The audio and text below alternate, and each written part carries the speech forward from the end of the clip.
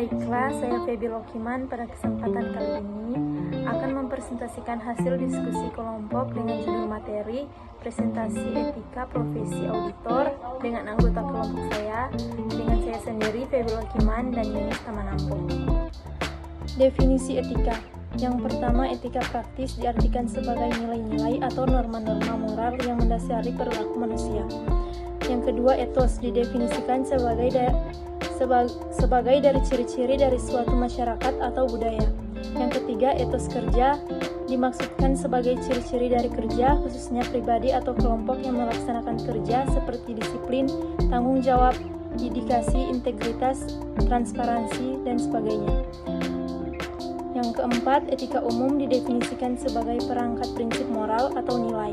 Dengan kata lain, etika merupakan ilmu yang membahas dan mengkaji nilai dan norma moral. Berikutnya yaitu etika atau luas berarti keseluruhan norma dan penilaian yang dipergunakan oleh masyarakat untuk mengetahui bagaimana manusia seharusnya menjalankan kehidupannya. Yang berikutnya yaitu etika atau sempit, berarti seperangkat nilai atau prinsip moral yang berfungsi sebagai panduan untuk berbuat, bertindak, atau berperilaku. Dan yang terakhir yaitu karena berfungsi sebagai panduan, prinsip-prinsip moral tersebut juga berfungsi sebagai kriteria untuk menilai benar atau salahnya perbuatan atau perilaku. Kode etik. Pengertian kode etik adalah yang pertama nilai, yang kedua norma-norma atau kaidah-kaidah untuk mengatur perilaku moral dari suatu profesi melalui ketentuan-ketentuan tertulis yang harus dipenuhi dan ditaati setiap anggota profesi. Isi kode etik. Karena kode etik merupakan wujud dari komitmen moral organisasi, maka kode etik harus berisi yang pertama mengenai apa yang boleh dan apa yang tidak boleh dilakukan oleh anggota profesi, apa yang harus dilakukan dan apa yang boleh dikorbankan oleh profesi ketika menghadapi situasi konflik atau dilematis, tujuan dan cita-cita luhur profesi, dan bahkan sanksi yang akan dikenakan kepada anggota profesi yang melanggar kode etik. Tujuan utama kode etik. Terdapat dua tujuan utama dari kode etik. Yang pertama, kode etik bertujuan melindungi kepentingan masyarakat dari kemungkinan kelalaian, kesalahan atau pelecehan, baik disengaja maupun tidak disengaja oleh anggota profesi. Yang kedua, kode etik bermaksud melindungi keluhuran profesi dari perilaku-perilaku menyimpang oleh anggota profesi. Berikutnya yaitu syarat kode etik optimal. Agar kode etik dapat berfungsi dengan optimal, minimal ada dua syarat yang harus dipenuhi. Yang pertama, kode etik harus dibuat oleh profesinta sendiri. Kode etik tidak akan efektif apabila ditentukan oleh pemerintah atau instansi di luar profesi itu. Yang kedua, pelaksanaan kode etik harus diawasi secara terus-menerus. Setiap pelanggaran akan dievaluasi dan diambil tindakan oleh suatu dewan yang khususnya dibentuk.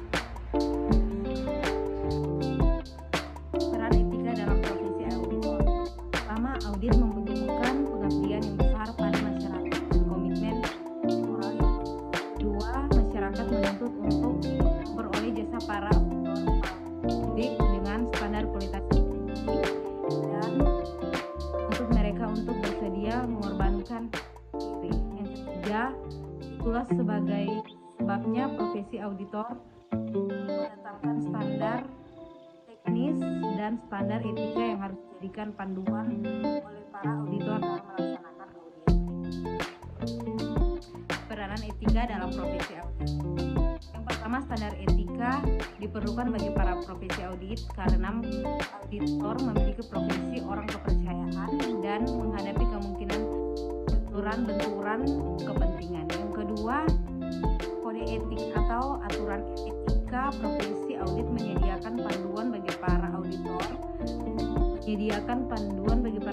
profesional dalam mempertahankan diri dari godaan dan dalam mengambil keputusan-keputusan. Selanjutnya, kode etik akuntan Indonesia. Profesi bagi politik akuntan Indonesia ditetapkan oleh Ikatan Akuntan Indonesia disebut dengan Kode Etik Akuntan Indonesia.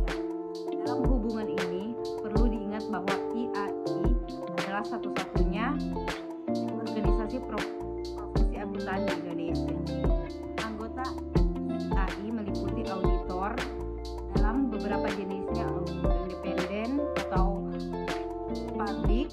auditor intern atau auditor pemerintah. Akuntan manajemen dan akuntan pendidikan. Oleh sebab itu, kode etik AI berlaku bagi semua anggota AI. Tidak terbatas pada anggota AI yang berpartisipasi sebagai akuntan publik.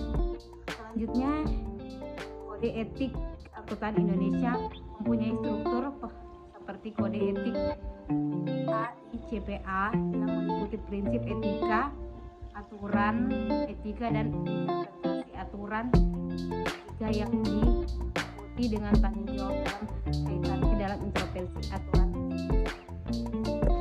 Selanjutnya, prinsip-prinsip etika dalam kode etik AI adalah tanggung jawab. Yang pertama, kepentingan umum atau publik.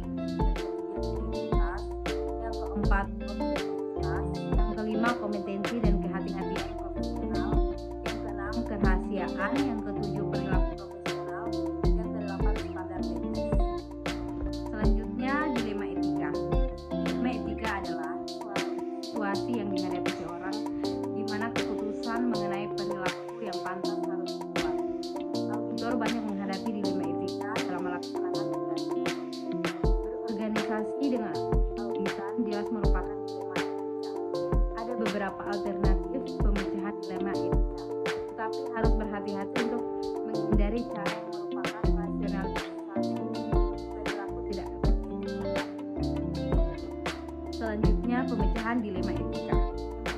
Pemecahan dilema etika pendekatan sederhana untuk memecahkan dilema etika. Yang pertama, mendapatkan faktor-faktor relevan. Yang kedua, identifikasi isu-isu etika dari faktor-faktor yang ada. Yang ketiga, tentukan siapa dan bagaimana orang atau kelompok yang dipengaruhi oleh dilema etika. Yang keempat, identifikasi alternatif yang tersedia bagi orang yang memecahkan dilema etika. Yang kelima, identifikasi konsekuensi yang mungkin timbul dari setiap alternatif. Yang keenam, tetapkan tindakan yang tepat. Baiklah, inilah hasil paparan materi dari kelompok kami. Terima kasih.